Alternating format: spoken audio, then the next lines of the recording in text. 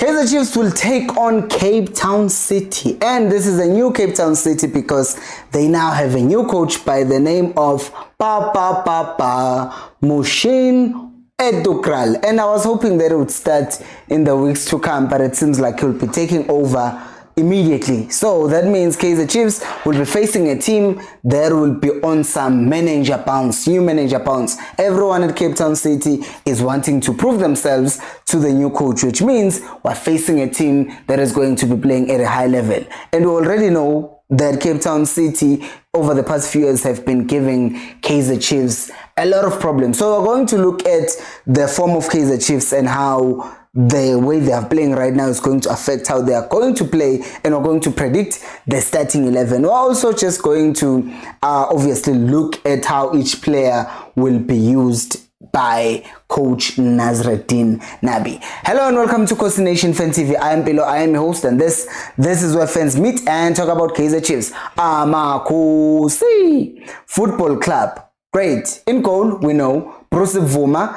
He kept the first clean sheet of Kaizer Chiefs of the season. So if he was to be changed, I wouldn't understand. I would know that he's being hated by the coach. So I don't think Vuma would be benched. He's starting. Right back is Rii Frosler. And I'll be honest with you. When it comes to Rii Frosler, he's one of those players who frustrate me. He really does. He's such a good player. Technically, he's very good on the ball. But then sometimes he just decides, you know, today I don't want to play.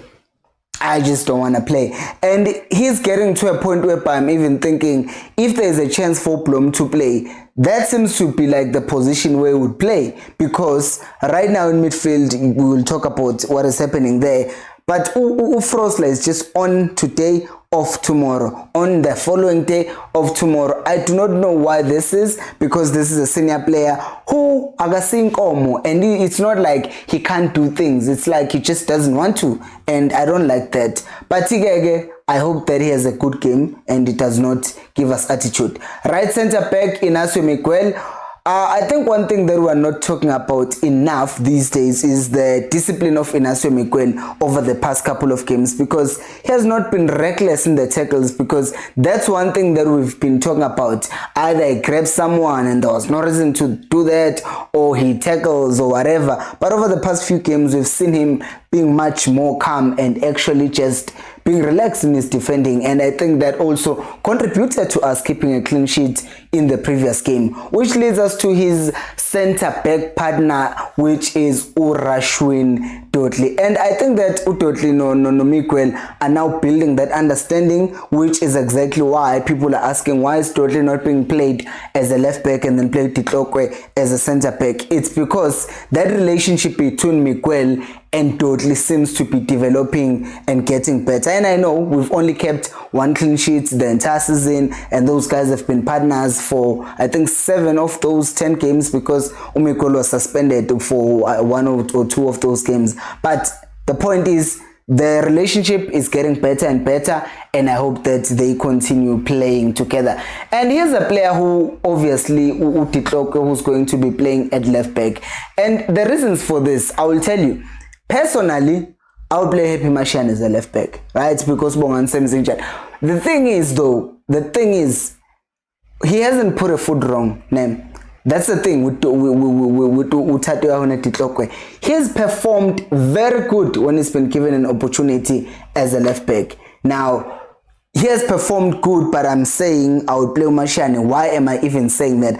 I'm saying that personally because Mashane offers you more going forward. While Titlokwe, as much as he usually tucks in and becomes part of a back 3, but sometimes it does go forward and it does not offer as much going forward. So then it's that thing of, okay, you have to look at the pros and cons. And the pros of keeping Titlokwe in the starting 11 is the fact that you can now have a Frosler overlap, knowing that there is going to be a back 3 staying behind. We can now press and be aggressive up front there, as we did against Chippa United, knowing that we are going to force teams to go long, and then we are going to win the aerial balls, because we have 3 people at the back who are very good in winning those aerial balls. So if you're looking at those pros in terms of This guy, by him playing, is going to help us keep clean sheets. It's going to help us win more aerial duels. Then by that logic, then you keep Titlokwe in the starting 11 and find a way to compensate for him staying at the back by maybe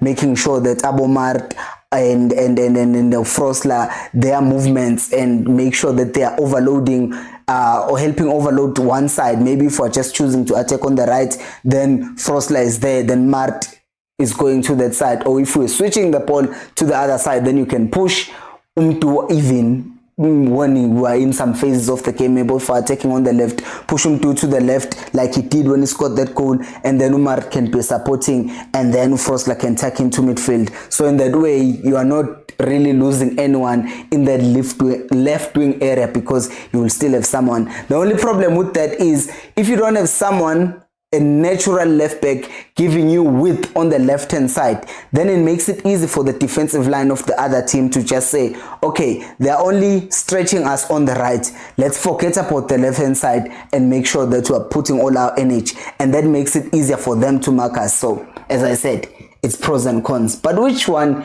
do you think works best? Play Titlokwe there or play Happy Mashiane in that position? Do let me know down on the comment section below. Now we go to the CDM, and we all know at this point the defensive midfielder of Umthetwa and Umar. I'm really not going to say much.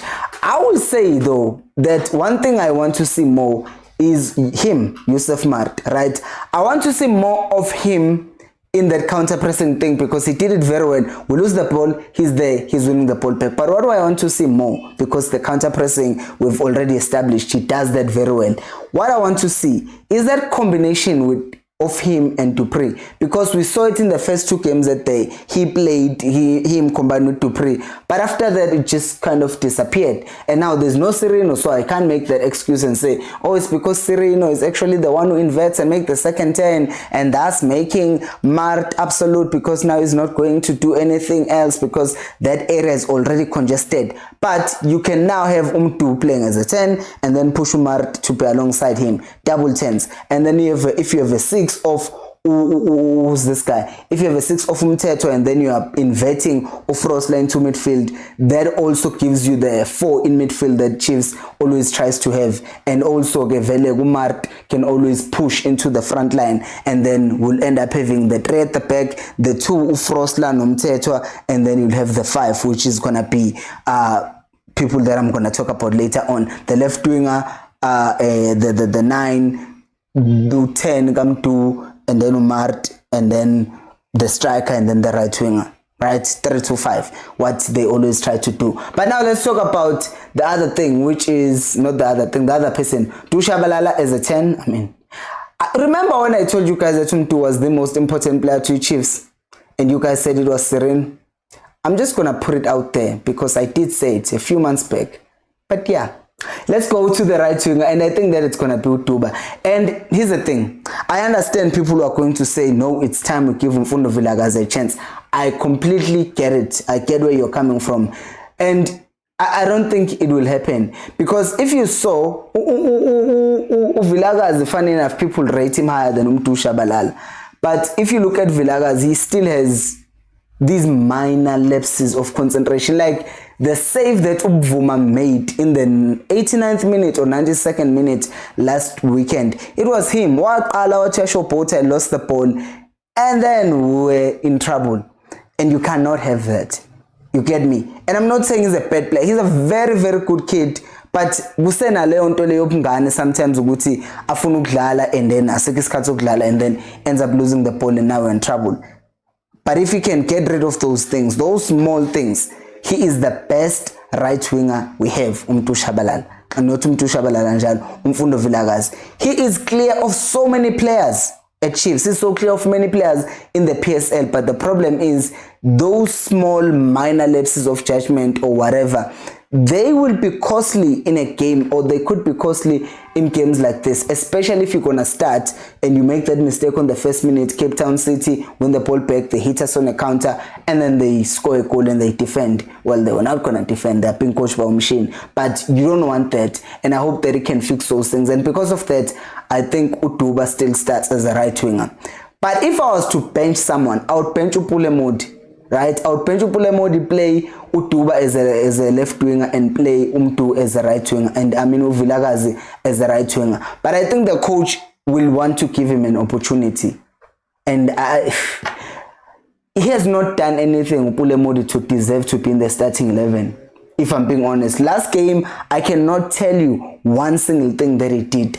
I really cannot, and I won't be shocked if the coach somehow ends up playing Umtu as a left winger and then he plays Umshini as a 10, and then Umtu can invert into midfield in any case and become the second 10. But then if he inverts into midfield, who's giving a sweep on the left, because as we talked about earlier, Utitloko stays back as part of a back 3 and it doesn't overlap. So it could also happen that Umtu could be kept as that winger, then Umshini abe a 10, and then Umart joins in to play double 10, because that's how Chiefs play. They use Ama 10s out too, and then they invert one of the full backs to make Ama 6 out too, if they're not keeping the other 6 next to the other 6.